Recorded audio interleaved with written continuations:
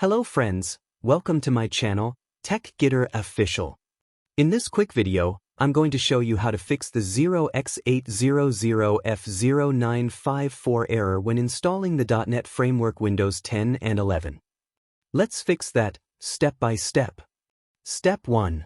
Open Windows Features. First, go to the search menu and type Windows Features.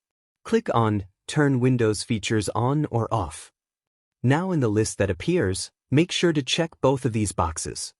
.NET Framework 3.5. .NET Framework 4.8. Once both boxes are checked, click OK. Searching for required files. Windows will search for the required files. Once it's done, just close the window. Step 2. Restart your PC.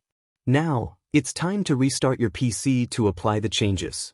Step 3. Recheck Windows Features. After your PC restarts, go back to the Windows Features menu again.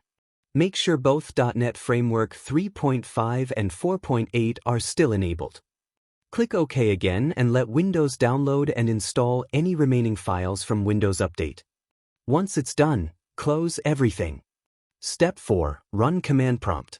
Now, go to the search menu and type CMD.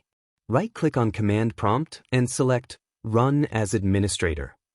When prompted, click Yes. In the Command Prompt window, type this command, sfc/scannow. Hit Enter and let the scan begin. This might take a few minutes. Make sure the scan reaches 100% completion. Step 5. Restart again. Once the scan is finished, restart your PC one more time. That's it. You've now fixed the error and successfully installed the .NET Framework on your system. Thanks for watching. Don't forget to like, share, and subscribe to TechGetterOfficial for more tech tips.